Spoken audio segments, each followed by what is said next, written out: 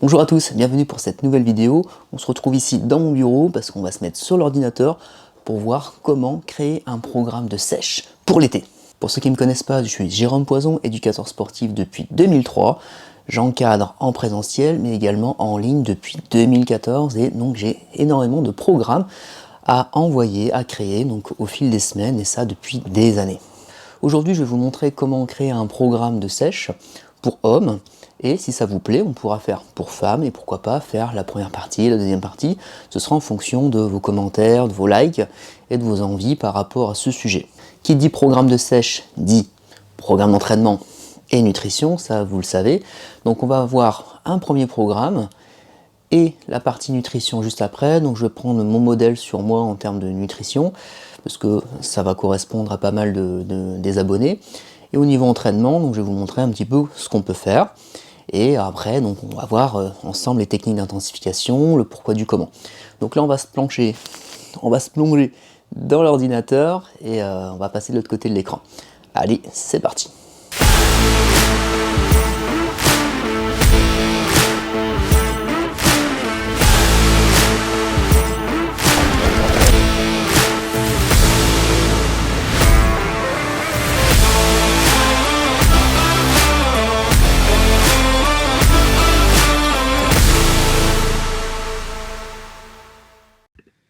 Donc, on va parler d'un programme d'entraînement pour hommes. Donc, on a ici le déroulement de la semaine. Donc, c'est un exemple.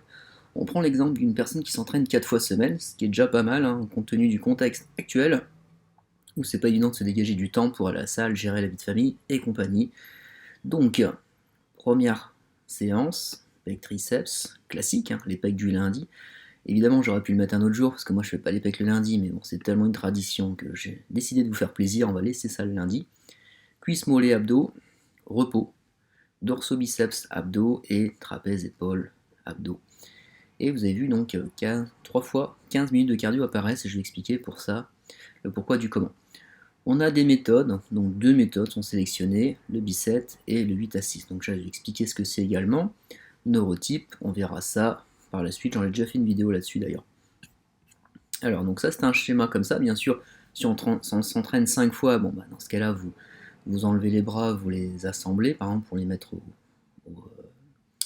en fin de semaine, et vous mettez le dos en jour 3, par exemple. Il y a plein de manières de faire, donc après, vous pouvez aussi mettre les jambes un autre jour, et éviter de faire le dos la veille des jambes, ça vous le savez, et donc plutôt les petits groupes musculaires, éventuellement plutôt en fin de semaine, quand on a moins de patates. Et si on a un jour de repos, bon bah voilà, on récupère, donc on peut refaire du lourd sur des gros groupes musculaires comme le dos par exemple en jour 4 si je me suis reposé le jour 3. Donc vous regarderez bien, je fais bien en jour, je compte pas du lundi au dimanche, je fais en jour. Parce que par exemple si vous loupez un jour, votre semaine elle est foutue, alors que si vous reprenez par exemple, j'ai loupé le dos, bon bah je reprends au dos, et c'est pas grave si on est jeudi au lieu de mercredi et inversement. Alors, plus précisément, pour rentrer dans le vif du sujet, donc la première partie du programme, on va avoir donc la méthode biceps, des séries de 8 à 6. Les épaules pourront être faites à la maison si on veut gagner du temps pour le côté pratique. On va déjà parler des méthodes avant de parler des jours. Donc les méthodes biceps, en fait, c'est 2 exercices associés sur le même groupe musculaire. Par exemple, développé couché plus écarté couché. Donc on va être sur 2 exercices sur le même groupe musculaire. C'est pas forcément un gros exercice et un petit, ça peut être deux exercices enchaînés sans repos. C'est-à-dire je fais 8 reps plus 8 reps et seulement une fois que j'ai fait la deuxième série de 8 répétitions, je me repose 1 minute. Et ça on le fait 4 fois en tout. J'aime beaucoup cette méthode, ça met de la congestion et c'est assez intensif. Par contre, on va avoir une autre méthode, comme là c'est marqué 8 à 6, où là on va être sur des séries lourdes, donc des séries à peu près à 80% de vos max, voire un petit peu plus. Donc pourquoi je fais ça? C'est tout simplement que si vous faites que des séries longues et que vous mangez moins de calories, vous allez certes sécher, mais également perdre du muscle. L'intérêt de garder un travail lourd va permettre de donner l'information au cerveau que on fait du lourd, donc on n'a pas intérêt à cataboliser, ou du moins le moins possible. Donc c'est pour ça que j'inclus du lourd avec des séries intensives comme le biceps. Bien sûr, quand vous serez en fin de sèche, c'est-à-dire vraiment à l'approche de vos vacances ou de votre concours, on réduira le lourd pour éviter les blessures. Alors, donc on prend la première partie, donc c'est le pec, évidemment, hein, comme on a dit. Donc on a développé couché incliné aux haltères, plus développé couché aux haltères sur banc plat. Donc ces deux mouvements-là, ça ne fait qu'un seul. 8 reps du premier, plus 8 reps du deuxième. Deuxième atelier, développé couché barre en lourd, donc 8 à 6, simplement, avec une charge lourde. Alors on va me demander pourquoi je ne l'ai pas mis au premier. Bah, en fait, cet exercice-là, moi je m'en sers pour engorger les muscles de sang, pour déjà avoir une bonne congestion avant d'attaquer le lourd. Et aussi, bah, moi à 42 ans, j'ai besoin d'un peu plus de temps d'échauffement des articulations, donc je préfère commencer par quelque chose d'assez léger en charge pour après retaper dans des charges plus lourdes sur l'exercice 2 voire 3. En exercice 3, on a de l'écarté couché aux haltères sur banc incliné. On décline le banc et on fait du couché en prise serrée. Donc évidemment, quand vous faites la sélection de vos exercices, on va travailler tous les angles. Donc on incline le banc est plat, le banc est décliné, on est sur des haltères, des barres, on essaie de mixer au maximum, hein. Il ne s'agit pas de faire des exos qui sont toujours avec le banc à plat, pour toujours stimuler plus ou moins la même zone musculaire. Donc pensez à ça. Après en triceps, donc dips plus extension, un bras au-dessus de la tête. Donc pareil en biceps. Et en biceps, skull crusher plus double kickback avec halter. Donc je fais pas énormément de travail lourd sur les bras, parce que déjà pour éviter de se blesser, donc je descends rarement en dessous de 8 reps.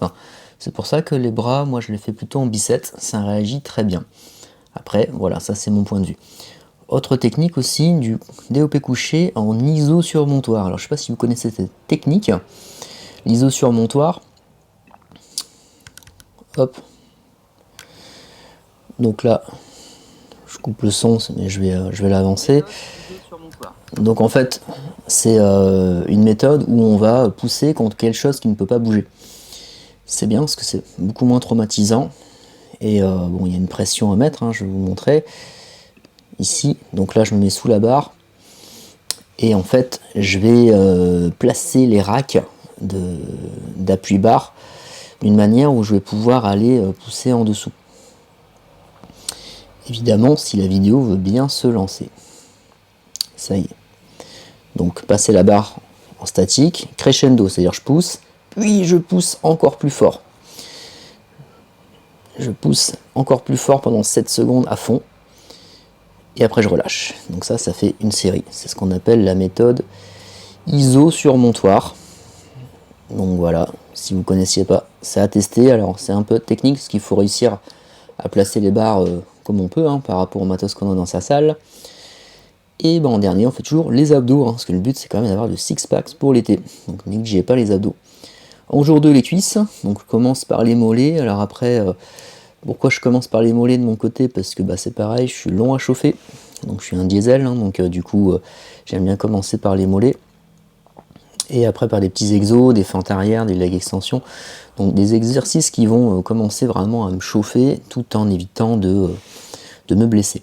Donc on est toujours sur le système de biceps, et après on fera du squat guidé mais en lourd, c'est-à-dire 8 à 6 en guidé, justement pour éviter de trop charger. J'aurais pu le faire en barre libre, mais là je vous conseille de faire en guidé si vous êtes en sèche. Et après ce sera un exercice qu'on fera disparaître au profit des machines ou des exercices barre et halter pour éviter de se blesser. Quand je dis barre, c'est surtout par exemple avec des fentes, avec barre entre les jambes, des choses comme ça. Ensuite on a la presse à cuisse, donc en lourd, toujours pareil pour stimuler au maximum les jambes, pas qu'elles fondent. Et leg curl sur le ventre enchaîné avec le leg curl à une jambe. Donc ça c'est la séance jambes, et on fera toujours du gainage à la fin pour les abdos. Donc ça c'est le jour 2, le jour 3, dorsaux, donc en tirage vertical pour travailler la largeur du dos en 8 à 6, donc en lourd. On enchaînera avec du rowing assis guidé pour travailler le milieu du dos, l'épaisseur, donc tout ce qui est rhomboïde par exemple. Rowing assis guidé en association à un bras. Donc vous pouvez le faire sur la même machine, hein, c'est-à-dire il faut changer la poignée et vous faites 2 bras, un bras. Donc ça c'est quand vous avez une salle bombée, ça vous évite de vous faire taxer la machine. Traction en prise neutre, donc là c'est pour changer un petit peu la prise, hein. On va stimuler soi-disant la partie basse du grand dorsal, mais bon, on sent tout le grand dorsal quand même, vous inquiétez pas. On enchaîne avec du tirage bûcheron et on fera du soulevé de terre partiel en lourd en dernière partie. Pourquoi je dis partiel? Voilà, on est en début de sèche, donc il ne s'agit pas de faire des max avec la barre à même le sol. Donc là on va se concentrer plutôt sur la zone bas du dos plutôt que les ischios. Et du coup on va plutôt cibler la zone lombaire justement pour faire apparaître le fameux sapin au niveau du dos une fois qu'on est bien sec. En biceps on aura une association biceps à la poulie basse, main en pronation, donc pour travailler les avant-bras, qu'on combinera avec du biceps poulie basse à un bras, donc à la même poulie, comme ça évite de prendre trop d'appareils. Biceps à la barre olympique, enchaîné avec biceps, non biceps à la barre olympique c'est tout seul. Donc c'est en 12 à 8, pourquoi j'ai pas mis 8 à 6, comme je vous ai dit, hein, j'évite de descendre en dessous du 8 reps sur les bras, je trouve que c'est dangereux pour les tendons, les bras étant des muscles beaucoup plus petits que les pecs, le dos ou les jambes. Ensuite biceps assis avec haltère en simultané, c'est-à-dire en combiné, et curls concentrés en suspension. Les abdos à la fin, criss-cross, et les épaules qui peuvent être faites à la maison. Donc j'ai trouvé ça intéressant de vous montrer une séance qu'on peut faire à la salle, mais si on voit qu'on n'a pas beaucoup de temps, on peut le faire à la maison avec une barre et des haltères. Donc shrugs, enchaîné avec shrugs haltères, développé militaire assis enchaîné avec tirage menton à un bras, développé à la T-bar accroupi, enchaîné avec l'oiseau, et on se finit par des élévations latérales en 12 à 8 reps. Rollover cross, dragonfly en dernier, histoire de se finir bien comme il faut avant le week-end. Et on n'oubliera pas bien sûr les étirements adéquats. Donc au niveau étirement, je ne demande pas de faire les 12 là, mais de au moins détendre les zones travaillées durant la séance, sans forcer bien sûr. Donc voilà pour le programme homme en méthode B7 et en série 8 à 6, 4 fois semaine, dont une séance possible à la maison. Ensuite, on va traiter la partie donc, alimentaire. Donc là, j'ai juste pris un plan alimentaire, c'est-à-dire que nous, on travaille sur des menus sur 7 jours. Avec Célia, la diététicienne, là, j'ai pris un menu de base, surtout pour vous expliquer comment je vais m'y prendre. Donc on est sur mon menu, donc moi je suis aux alentours de 3167 calories, 167 de prot, 80 de lipides et 376 de glucides. Alors évidemment, j'ai un métabolisme rapide, donc du coup, c'est pour ça que le taux est élevé. Donc ça c'est mon déjeuner, hein, mon petit déjeuner, donc les œufs. Après il y a pas mal de compléments alimentaires, comme vous le savez, pour quand vous êtes en sèche, il faut ce qu'il faut pour éviter justement de se blesser ou se fatiguer, comme je l'ai dit hein, sur la dernière vidéo les dernières semaines. Farine d'avoine, 100 g, un fruit. Après, collation, barre de protéines, cranberries, blanc de poulet, mon déjeuner, brocoli, amandes, oméga 3. Et le riz, 300 g cuit. Collation, l'après-midi, pâte à tartiner Thoras, yaourt protéiné, amandes, compote, pain complet. Et en dîner, c'est un peu coupé. Tac, donc la soupe, 200 ml, plus poisson gras, macro, et 150 g de semoule pesé cru, donc ça fait près de 300 cuits. Et après j'ai une collation avant training, moi je m'entraîne le matin, donc là l'appareil le soir. Donc je prends la KG pour la congestion, collagène aux articulations, BCA, glutamine pendant l'entraînement. Le ZMA c'est le soir je le pense, pas pendant l'entraînement. Donc ça c'est juste pour vous décrire un petit peu comment j'ai réparti mes calories. Après bien sûr, moi j'ai beaucoup d'activités dans la journée donc je brûle pas mal. Évidemment je ne vous conseille pas de commencer à 3000. Si vous n'êtes pas du tout habitué à savoir combien vous consommez de calories, je vous conseille donc de simplement noter sur une feuille tout ce que vous mangez. Et après vous, au quotidien en moyenne, hein, et après vous le rentrez sur une application comme MyFitnessPal par exemple, et ça va vous dire tout simplement ce que vous êtes en train de consommer actuellement. Donc sur les quantités que vous êtes, si vous êtes sur un poids normal, du coup vous allez pouvoir procéder de la manière suivante, c'est-à-dire qu'on vous les sécher, on va commencer à réduire les quantités notamment de glucides. Donc là par exemple ici, si je voulais sécher, je réduirais à partir du soir la small, donc par exemple, je pourrais commencer par enlever 50 grammes, qui m'enlèverait au moins 150 calories, et je pourrais enlever un petit peu le midi où je suis à 300 grammes, je pourrais passer à 250 cuits. et voir déjà, au bout d'une semaine, en passant sous le cap des 3000, combien je perds. Donc ça, 3000, c'est juste pour 3100, c'est juste pour rester stable. Donc si je descends de 200 calories, par exemple, je vais mincir. Et ça, je vais l'observer sur la première semaine. Sur la deuxième semaine, si je continue de mincir, bon, bah, je ne change pas les calories. Et si par exemple mon métabolisme s'est déjà habitué, bon, bah, je vais revenir sur mes glucides et je vais en enlever un petit peu. Donc à nouveau passer peut-être à 2800, 2700 calories et voir combien de temps je vais tenir en jours, hein, parfois en semaine, avant une prochaine stagnation. Et je vais continuer comme ça, ainsi de suite, jusqu'à arriver à l'objectif qui me convient. Évidemment, bien sûr, on peut jouer sur les lipides. Comme là, je suis un peu élevé en lipides, je peux baisser un petit peu. Et en protéines, on essaiera de ne pas trop toucher parce que c'est ce qui va aider à préserver le muscle et également à avoir l'effet satiété. Donc ça, c'était pour la partie nutrition. Évidemment, c'est une base, hein, c'est-à-dire que c'est une technique que je vous donne. Hein, donc vous prenez les glucides, vous diminuez un petit peu, à peu près 200 calories maximum par semaine, et vous regardez combien vous perdez. Donc si vous perdez, vous réduisez rien. Si vous ne perdez pas, bah, vous revoyez à la baisse votre diète, en commençant par les glucides du soir, et après vous remontez comme ça, vous défalquez, en faisant attention de bien répartir pour ne pas vous retrouver entre deux repas sans glucides et être affamé. Évidemment, il se peut que ça arrive, hein, étant donné que si vous êtes à la fin de la sèche, il se peut qu'il n'y ait plus de glucides, comme le soir par exemple. Et voilà, donc ça, c'est des petites indications, des pistes que je vous donne. Évidemment, on détaille tout dans le programme Premium, donc là, c'est pour vous faire un ordre d'idée. Et donc j'espère que c'est relativement clair pour vous. Évidemment, tout ça, c'est refaisable en version femme. Donc si vous voulez la version femme, vous avez juste qu'à liker, mettre un post, et je vous fais ça la semaine prochaine ou la semaine d'après. Voilà, j'espère que cette vidéo vous a plu. C'était donc une vidéo technique où je vous explique un petit peu comment moi je m'y prends dans mon programme. Évidemment, c'est ma manière de faire, c'est pas forcément ce que tout le monde ferait. D'un autre côté, moi j'ai quand même de bons résultats. Comme vous pouvez le voir sur les photos, il y a des avant-après qui sortent chaque mois.